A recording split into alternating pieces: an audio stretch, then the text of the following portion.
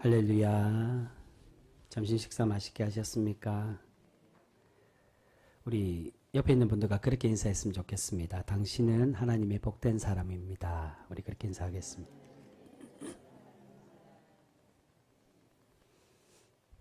별로 축복하고 싶지 않으신가? 다시 한 번 더 할까요? 이분 조금 더 우리 훨씬 더 온화한 마음으로 우리 더 격려하면서 인사하겠습니다. 당신은 하나님의 복된 사람입니다.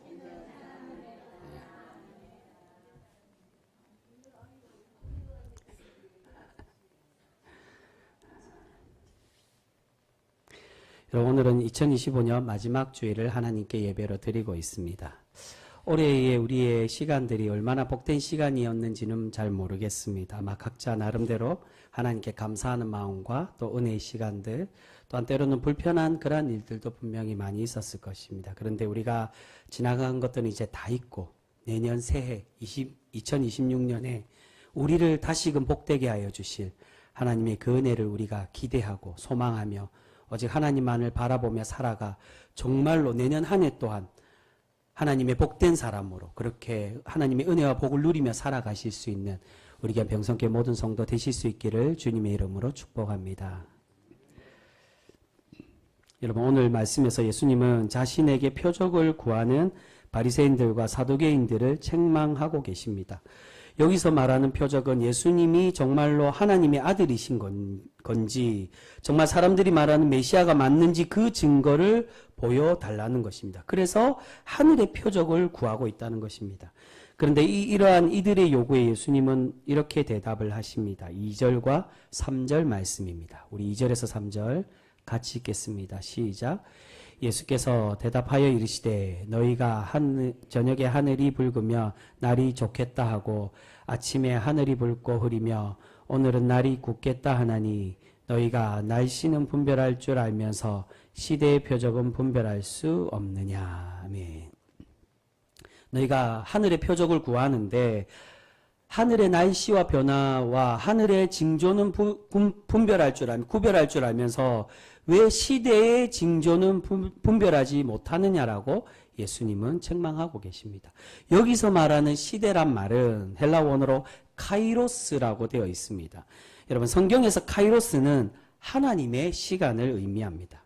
일반적인 시간, 사람이 흘러가는 그 시간은 크로노스라고 그렇게 표현합니다. 근데 그와 반대로 하루가 천년 같고 천년이 하루 같은 하나님의 시간을 카이로스라고 말하는데, 여기서의 하나님의 시간 카이로스는 바로 하나님의 종말의 때를 의미하고 있습니다. 너희가 하나님의 그 종말의 징조, 예수 그리스도가 통하여 나타난 하나님의 구원과 그 마지막 때의 징조를 이미 다 보여주셨는데, 너희가 하늘의 섭리, 하나님께서 보여주신 그 자연의 섭리, 그것은 다 이해하면서 눈으로 보는 왜 하나님의 그 은혜와 기적과 섭리는 왜 받아들이지 않느냐는 것입니다.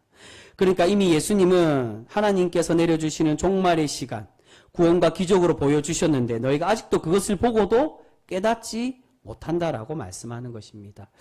여러분, 지금 예수님께서 이들과의 논쟁 앞에 예수님의 두 번째 급식 기적인 4,000명을 먹이신 사건이 나오고 있습니다. 7개의 떡과 물고기 2마리로 4,000명을 오병이어와는 다르게 또 다른 이 사람을 먹이시는 그러한 기적을 보여주십니다.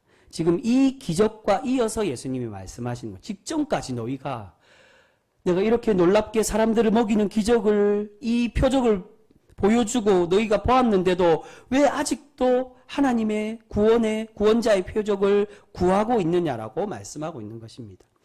예수님은 이미 하나님의 구원과 기적을 보여주셨습니다. 사람들을 먹이시고 입히시고 육과 영혼을 구원하신 하나님의 표적들을 보여주셨는데, 이들은 아직도 예수님이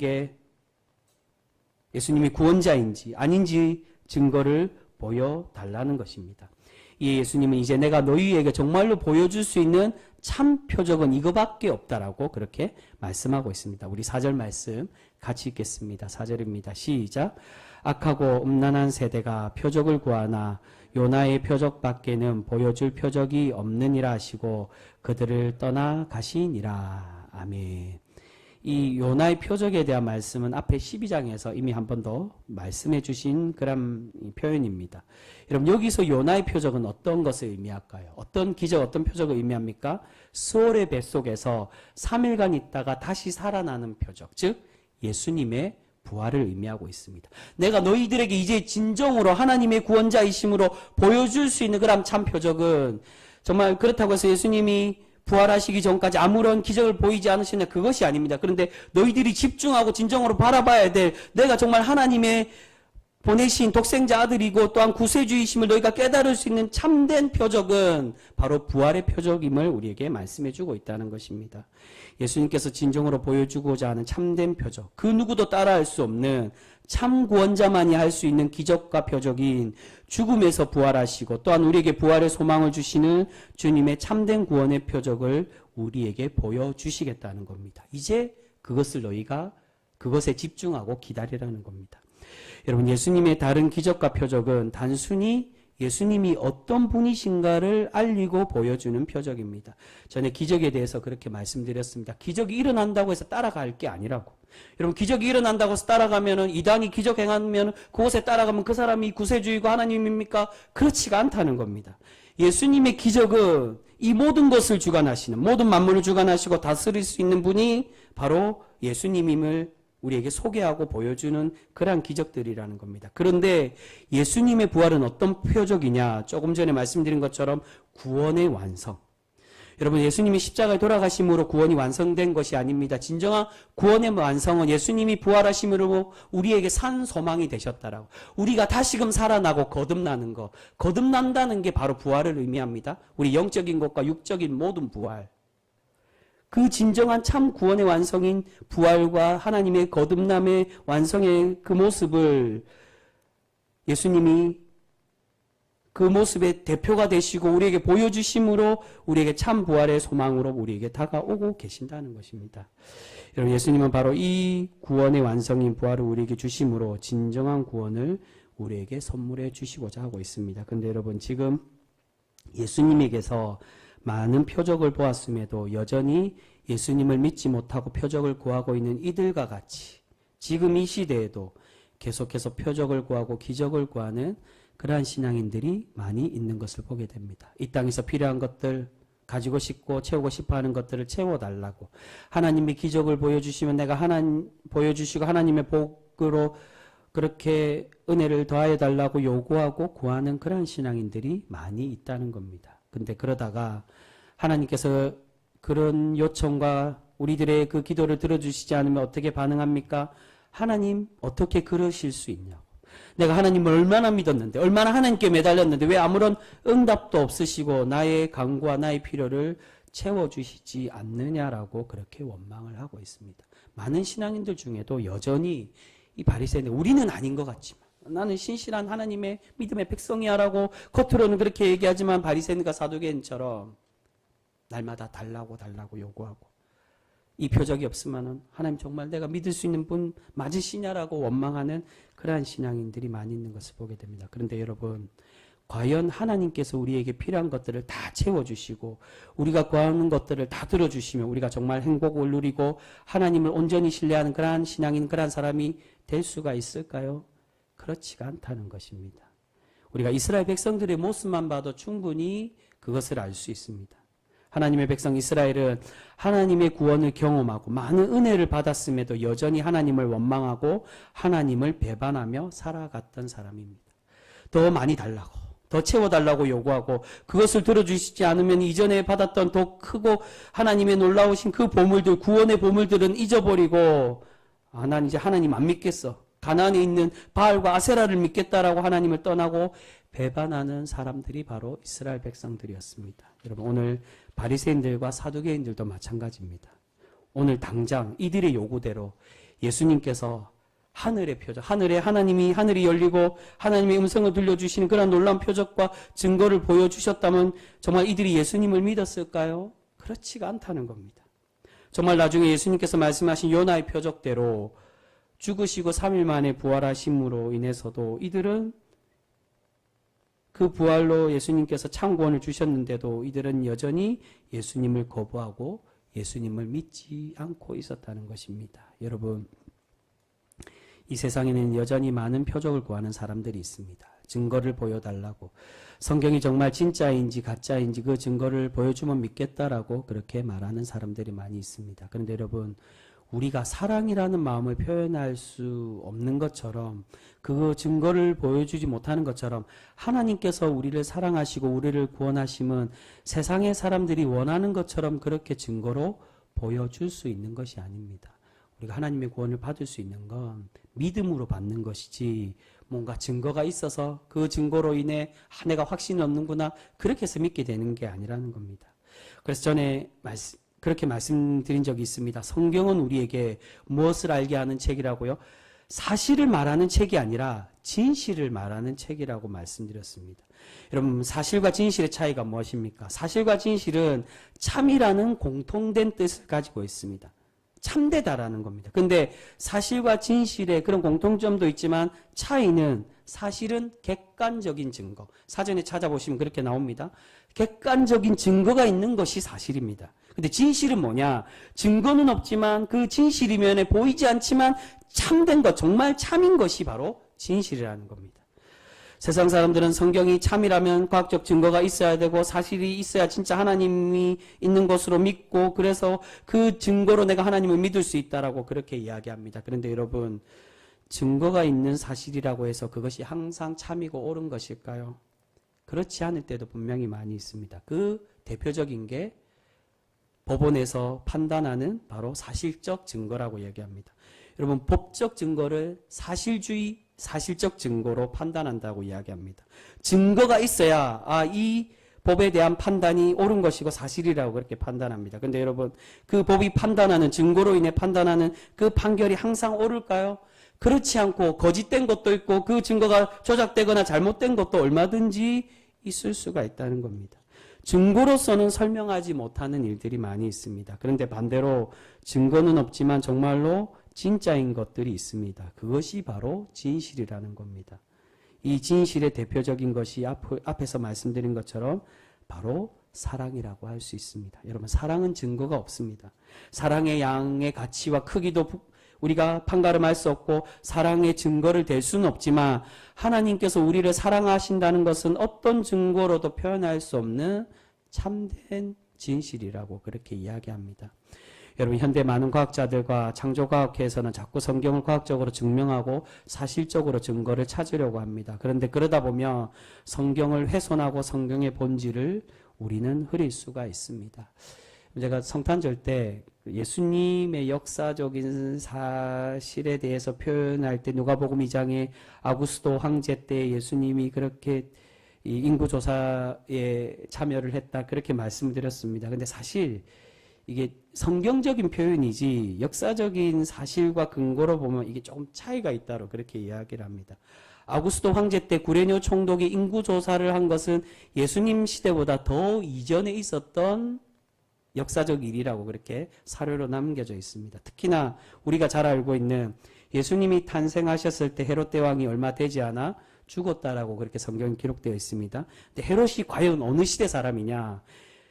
예수님의 탄생을 그 기원전 기원으로 그렇게 표현합니다. 그럼 기원 후 1년이 예수님의 첫 나이, 첫 태생인데 헤롯이 죽은 해가 언제냐? 예수님의 이 기원 후 1년보다 400년 전에, 4세기 전에 헤롯이 살았고 그때 죽었다라고 이야기하고 있습니다. 그러니까 예수님의 탄생한 해는 우리가 알고 있는 기원 후 1년이 아니라 기원전 400년대로 보는 게 더 맞다라고 역사적 사료들은 그렇게 이야기를 한다는 겁니다.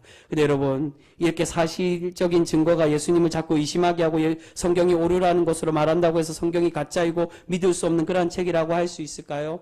그렇지가 않다는 겁니다. 그래서 말씀드린 거, 성경은 사실을 우리에게 말하려고 하는 게 아니라 우리를 통하여 하나님이 어떠한 분이신가를, 그 진실을 말하려는 책이 바로 성경이라는 겁니다.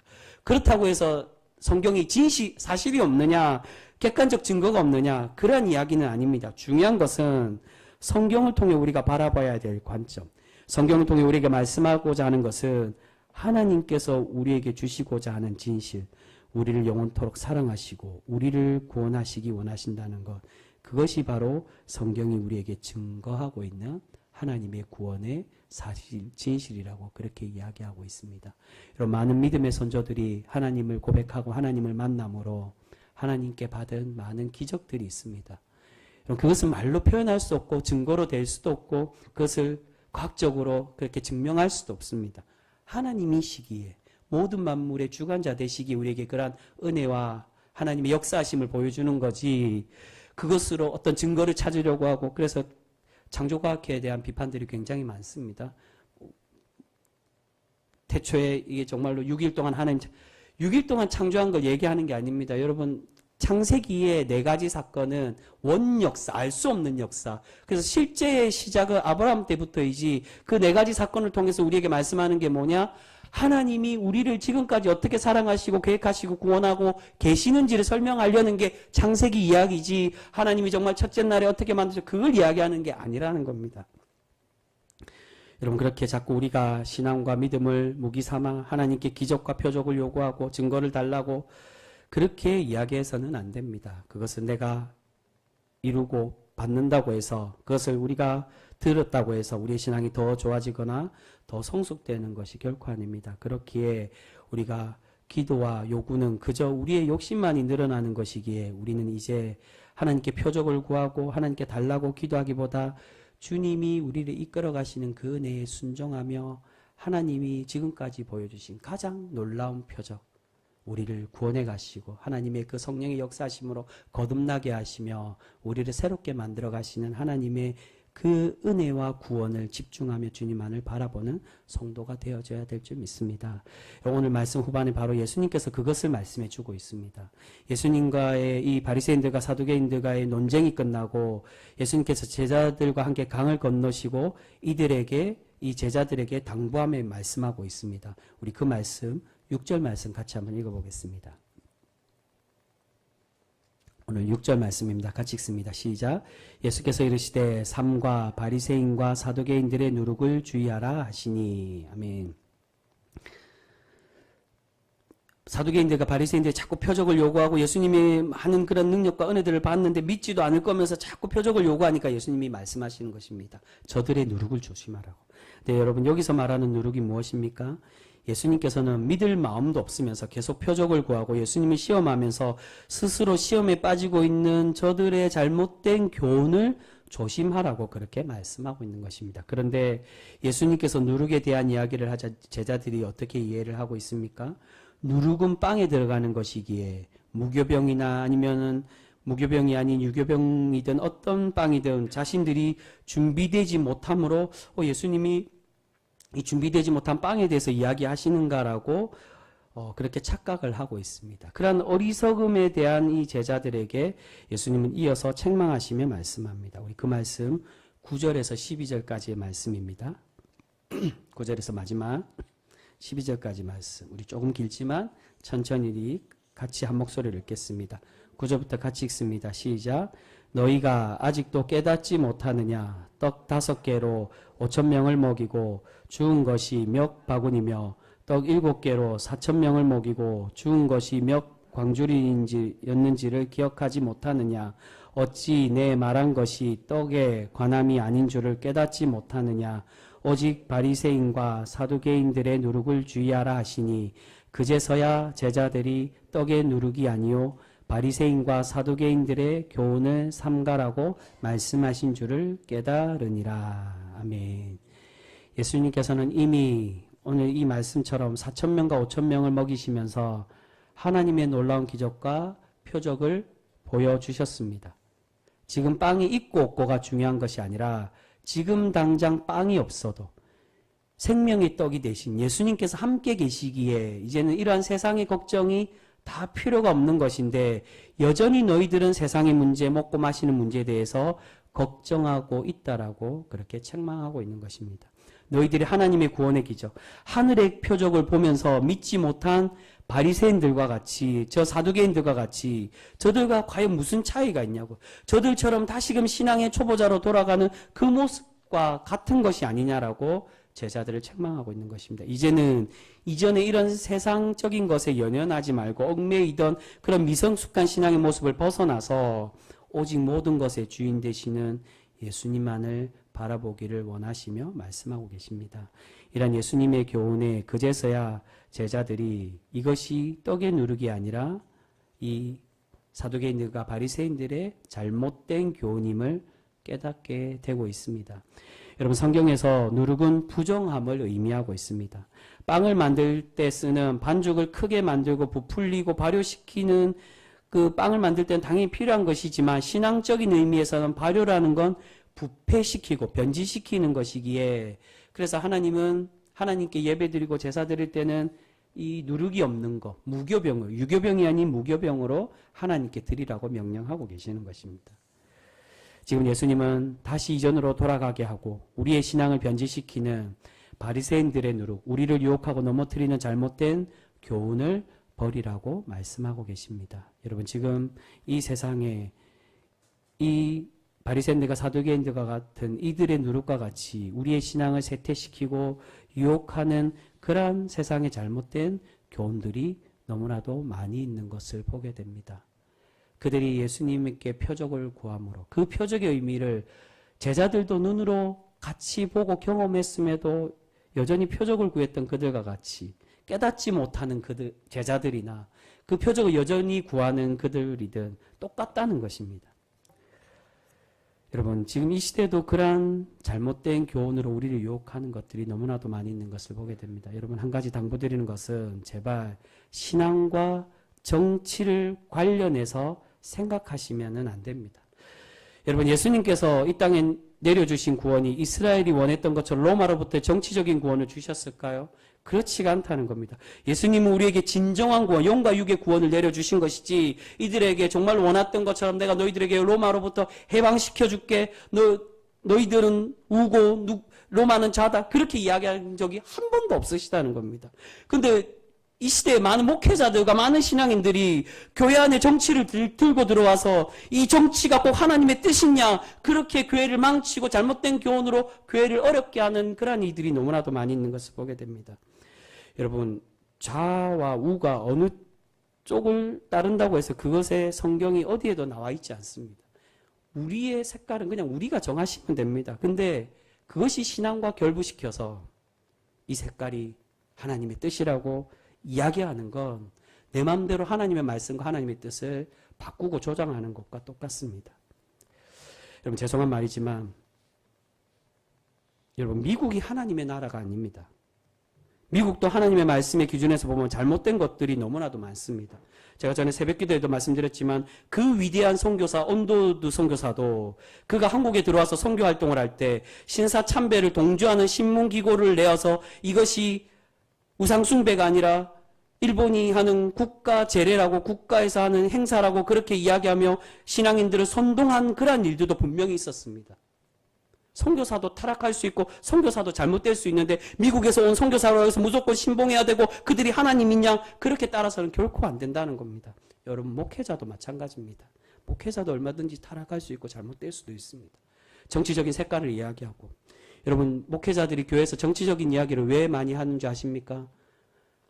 사회에서, 세상에서 교회를 공격하고 목회자를 공격하니까, 목회자를 공격하는 게 하나님을 공격하고 교회를 공격하는 거라고 그렇게 이야기하고 생각하는 사람들이 너무나도 많아요. 목회자를 공격하는 게 교회를 공격하는 게 결코 아닙니다. 목회자가 잘못하면 당연히 공격받아야 되고 질책받아야 되고 회개를 해야 되는 것입니다. 근데 목회자를 공격한다고 해서 교회를 공격하는 것이냐? 그것은 잘못된 말씀의 해석입니다. 여러분, 정치적인 것과 신앙적인 것을 결코 결부시켜서는 안 됩니다. 이러한 것들이 바로 바리새인들의 누룩과도 같은 것입니다. 우리 주님은 계속 사랑하고 용서라고 말씀하시는데, 세속의 물질은 벗어나고 더 나누고 더 섬기라고 말씀하시는데, 국수주의 신학과 번영신학에서는 부자 되는 것이 하나님의 복이라고 가르치고 어느 한 색깔을 따라야 그것이 하나님의 옳은 것이라고 이야기하는 사람들이 너무나도 많이 있습니다. 여러분, 그러한 가르침이 바로 오늘 예수님이 말씀하는 우리를 변질시키는 바리새인들의 누룩과 같은 우리의 마음을 빼앗고 우리를 넘어뜨리는 그러한 잘못된 교훈이라고 할 수 있습니다. 사랑하는 성도 여러분, 오늘 예수님의 당부대로 이제는 주님의 교훈을 깨닫고 우리가 이제는 성숙되어서 눈에 보이는 인간적인 필요와 요구에 얽매 있는 것이 아니라 오직 하나님의 구원을 선포하고 주님의 부활을 증거하며 살아가는 우리 귀한 복된 성도 모두가 되실 수 있기를 소망합니다. 여러분, 많은 신앙인들 중에 자기의 양심을 속이는 사람들이 있습니다. 성경을 그대로만 보시면, 우리가 상식적으로 생각해 보면, 주님이 주신 그 말씀의 의미, 성경의 정신으로만 자세히 생각해 보면 우리가 얼마든지 깨달을 수 있고 잘못된 것을 알 수 있습니다. 세상에 그들은 자꾸 남을 비방해야 된다 그러고, 남을 비방하고 남을 정죄하고 죽여야 된다 그러고 처단해야 된다라고 말합니다. 여러분, 성경 어디에 예수님께서 그런 말씀하신 곳이 어디 있습니까? 바로 그들이 이야기하는 것이 바로 사단에게 마음이 뺏겨 우리를 현혹시키는 그러한 말일 수밖에 없습니다. 사랑하는 성도 여러분, 우리 주님은 이미 우리에게 완성된 표적을 보여주셨습니다. 바로 예수님의 십자가의 부활입니다. 이제 우리도 주님의 그 부활을 믿고 함께 살아나며 거듭나는 성도로 날마다, 이제는 이전에 주님의 그 표적을 깨닫지 못하고 예수님께 책망받았던 그런 미성숙한 신앙의 모습으로 여전히 머물러 있는 것이 아니라, 이젠 주님의 그 참된 구원의 표적, 부활의 표적을 우리 마음에 받아들이고 바르게 깨달아서 주님이 기뻐 받으시는 거듭난 성도로 날마다 살아가는 우리 귀한 성도 모두가 되실 수 있기를 소망합니다. 여러분, 이제 이전에 성숙되지 못한 사람, 기복적이고 달라고 요구하는 신앙에만 머물지 마시고 주님의 뜻에 이제는 순종하고 주님의 뜻을 쫓아 살아가는 참된 구원의 백성, 하나님의 거룩한 복을 누리는 우리 귀한 성도 모두가 되실 수 있기를 소망합니다. 우리가 그러한 성도로 성숙될 때 하나님이 날마다 우리를 복되게 하시고 우리를 아름다운 성도로 칭찬하여 주실 줄 믿습니다. 그런 복된 성도 우리 모두가 되실 수 있기를 주님의 이름으로 축복합니다. 기도하겠습니다.